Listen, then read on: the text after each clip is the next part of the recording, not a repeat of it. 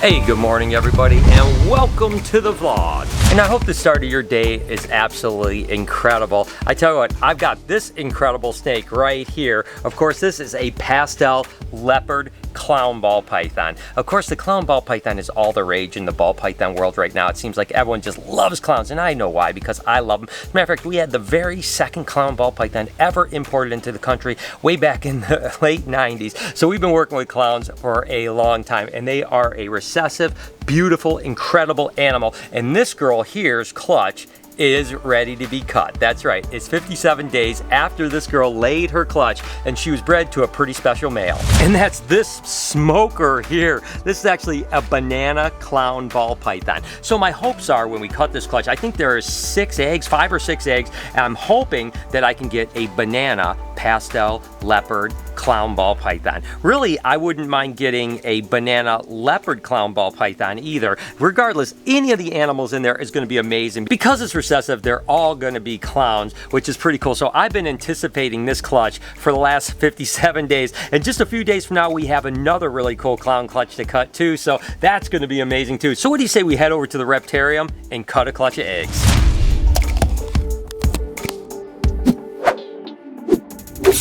And here that clutch of eggs is. I'm pretty excited. It's only 5 eggs, but again, everything is going to be clown because it's recessive, and we've got the banana clown is a clown, and of course the pastel leopard clown is a clown. So everything's going to be clowns. But can we hit the banana pastel leopard clown?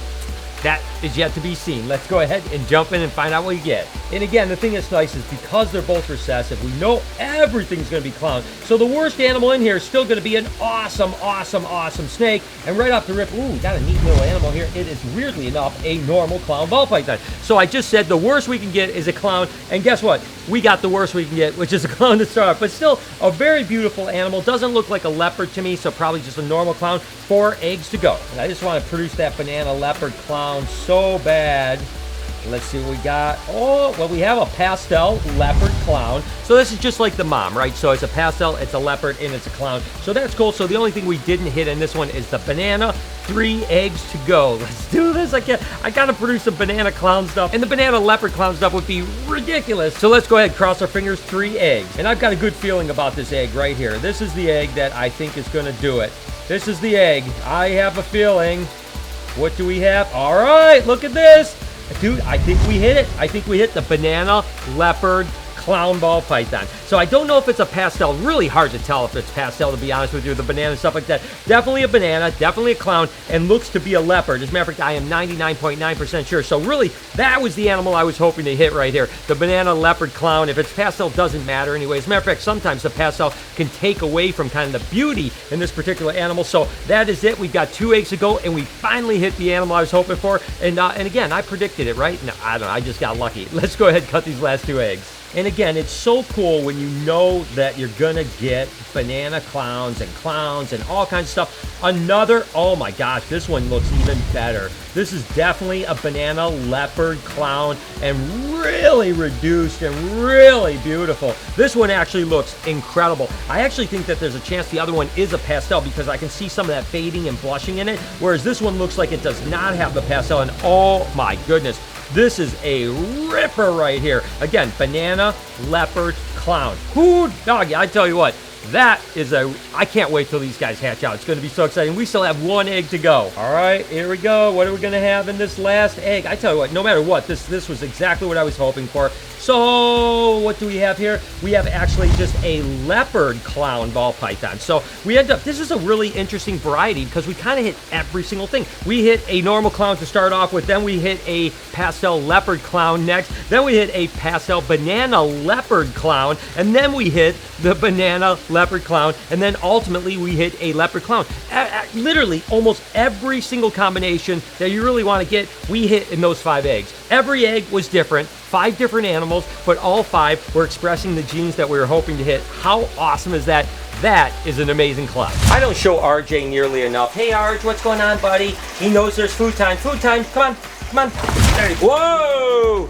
Whoa! I tell you what, he had a little more jump in him than I thought he did. Got a little close to my hand there. I definitely don't want to get hit by that animal ever, because that's got a power that you would not believe, man. I tell you what, but I love RJ, and it's been a while since I've jumped in his pond, so maybe in the next week or so, we'll do a little jumping in his pond. What's up, bud? I know he's like, can I get more, Dad? Can I get more? We'll feed him some more in a little bit, but I tell you what, I love RJ, and I cannot wait if we do the 3.0 expansion. What do I say if? It's a matter of when we do the 3.0 expansion. He will be on display full time, and that's going to be absolutely incredible. You know, it is crazy sitting here holding Perdita, and the other day we were just going through some old footage, looking through things, and it was crazy that it was just a couple years ago that Perdita was radically different. And of course, this is Perdita, my cow retic, and as you can see, she is going back into shed, which means that once she sheds, she's going to have more freckles, and she's going to be even more beautiful as she's starting to get her adult color. And then fast forward a couple years, and look at how different she is. So much more pigment, so much, I mean, she is absolutely gorgeous and forever changing. And by the way, kind of interestingly enough, looks like I've gotten a little bit of extra pigment on this arm since the last couple years, although I do have to finish up my Australian sleeve sometime soon. Regardless, Perdita is just absolutely amazing, and every single person that comes here loves her. And I know some people have mentioned they hadn't seen her in the vlog too often lately, so there you go, there's your Perdita fix. Well, since I showed you Perdita, remember when I got this beautiful Bollins python? If you haven't guessed yet what it is, when I said that it is one of the pinnacle snakes to own, this is the snake right there. Oh my gosh. Of course, for you guys that don't know, this is what they call a Bollins python. That's right, a Bollins python. Now this is a yearling, and you could certainly see how absolutely amazing it's been doing, getting pretty big. Like I've mentioned, it'll definitely make its way back over to the Reptarium at some point, but these guys are so rare and so touchy and very unusual animals. I'm not gonna lie to you, different than I've ever worked with as far as just kind of attitude and just kind of easily stressed out. So we want to make sure that this guy gets a lot bigger before we get back over to the Reptarium. But as you can see, it's probably doubled its size since we've got it just about 6 months ago, so it's doing really well. And I figured I'd update you on the Bollins python if I was updating you how amazing Perdita got. I was going through some of our baby ball pythons, in particular ones that we're raising up, and oh dog, I tell it, they're looking so good. This of course is one of those super lorry leopard ball pythons, and this little cheeky monkey's hiding his head. Hey little buddy, what's going on in there? Absolutely amazing, doing well, eating like a charm. I tell you what, these guys are absolutely stunning, and we actually have 3 of these raising up, so they're all doing really well. And that last one I showed you was a female. This happens to be one of the males. The female is kind of my favorite because she's got all that striping, but nevertheless, this little boy here is pretty spectacular too. I mean, listen, I'm happy we had 1 male and 2 females this year, raising them all up, and can't wait to put these into a bunch of other projects.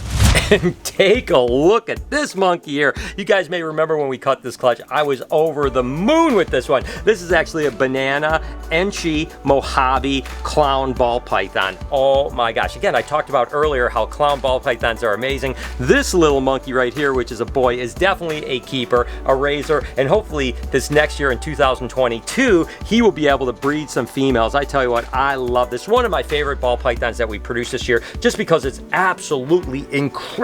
And it just keeps getting better with age. I mean, that thing is a ripper. I'm not gonna lie, guys. We have been so busy this last few months that I have kind of not paid attention to leopard geckos at all. We've had a really good year. Jessica did a great job. And I was just kind of cruising through the babies and seeing what they look like. And oh my gosh, there are some rippers in here. Look at this one right here. This is just a hypo bold stripe tangerine. But holy moly, look at the orange in this thing. This thing looks like it's on fire. This isn't an albino, isn't it? I mean, it's just crazy cool, polygenically bred, unbelievable tangerine animal. Oh my gosh, Jessica's just killing it over here. So I was just going through looking at a bunch of baby geckos, and I was like, oh my gosh, I had to share some of them with you guys. This one here is actually a Tremper albino, but I love this crazy pattern it has down its back, like this kind of like, it's almost like a highway, right? This should be called a Tremper albino highway leopard gecko. I mean, again, I don't know what the genetics are behind any of these because Jessica basically keeps it for me, and I really am kind of behind the game when it comes to leopard geckos, but man, I tell you what, that thing has one of the coolest patterns I've ever seen in a Tremper albino. Some of my favorites are always kind of the real white leopard geckos. This happens to be like a hypo white and yellow, MAC snow, really reduced patterning, unbelievable, just kind of this peppering of black and a predominantly white animal. I mean, that thing is absolutely ridiculous. And I know we're producing a lot of these ones because, again, Jessica knows how much I love these. I tell you what, out of all the leopard geckos, the black and white ones are certainly my favorites. This is a pretty interesting project that we've been working on, and I'll be honest with you, I don't know where it's going to go, but down the back of this animal, it's missing all the scales, which are called tubercles, and it's just kind of like scaleless down the back. Now, originally I thought, would there be a chance that there could be a scaleless leopard gecko? And I still think that's a possibility. I know there's been some produced in the past. I'll be honest with you, I'm not even sure I want to produce a scaleless leopard gecko. I really don't, but I do think it's an interesting enough project of missing scales to kind of see it through, to see where it goes. If it was a completely scaleless animal, I'm not even sure I'd want to reproduce it, to be totally honest with you. Something like this has kind of an interesting thing to it where it kind of changes the color a little bit too. So I'm more interested in seeing what kind of influence it has on mutations rather than actually reducing or limiting scales. Like I said, in all honesty, I hope we don't produce an all scaleless leopard gecko. I want to just see what something like this works out, and this one is a pretty good example of that. And then the last leopard gecko I'm going to show you is this ripper here. You guys may know we have a gene that Jessica is calling a dark morph. Well, look at this animal right here. Holy moly. I have no idea what this thing is. This is the coolest pattern in color. Unbelievable. I cannot believe some of the animals that are coming out of this whole gene pool, and this thing is ridiculous. I mean, just take a look at it. It looks like an African fat-tailed gecko bred with a leopard gecko. I'm loving this gene. At some point, we're gonna have to start selling some, but right now, we just keep on producing and raising them up, and I can see why Jessica loves this project so much. Let's see here. This is from Stacy Ballard from Tahoe, California. And it is, what is this? The Fine Art of Waiting Wellness Through Creativity. So I think what this is is there a note or anything like that? Brian, I also deal with mental illness and other chronic diseases. I created this book to help people living with the stress. Hope it helps. Gosh, that's awesome. And it's got pictures. Yeah, and it's got a whole bunch of different, things that you can answer and stuff like that. Any shifts of your thinks and feelings, impacts. This is awesome. This is a great idea. Thank you. It's amazing. I will let you know, Stacy Ballard right here. Go check that out. Go show that some love, and I'm going to definitely do this. Thank you, Stacy. Okay, here we go. Cut towards you. Always, kids. Always cut towards you, kids. Always cut towards yourself. I'm telling you. Yes, the smart thing to do. Okay, what do we have here? Ooh, it looks breakable. Be careful. Okay, yep, I'm going to be careful. It says, Dear Brian, I love your videos. They're super funny. And one day after COVID-19, me and my family might come to the reptarium. I hope you will. I love your passion for reptiles. You guys were the ones who got me into reptiles. Now I have 2 crested geckos, and my first and oldest named Amber, and my second oldest one is named Pineapple. So good job. I've made clay versions of Ivy, Elvis, Lucy, and the Lori ball python, a clutch of eggs, and a special one for you. I hope you like it. Oh, and the anaconda on your platform is Ivy too. That's awesome. So that's Ivy. That's amazing. Me and my sister wake up and hear the Egg Time song and love it. You're the best YouTubers, Brian and the gang, from Mary and Evelyn. What is this? Evanly? Evanly. From Mary and Evanly. So thank you so much. Oh my gosh, look at this. This is so dope. Oh my God, they're so cute. I love them. Thank you so much. That's serious. And this is obviously Ivy here. So that's awesome. Oh my gosh, and then of course we got either Bella or Diddy or Dixie. That's awesome. That's so cute. Hope you guys enjoyed that egg cutting. It's getting to the end of the season. Not many more left. If you guys do enjoy egg cutting, here's a playlist of a bunch of egg cutting. I really appreciate your support. Could do me another favor. Right up here in this corner, can you subscribe to my podcast channel called Checking In? On this side, you can subscribe to this vlog channel. Turn your post notifications on. Have an absolutely wonderful day. Remember, be kind to someone, and I promise I'll see you tomorrow.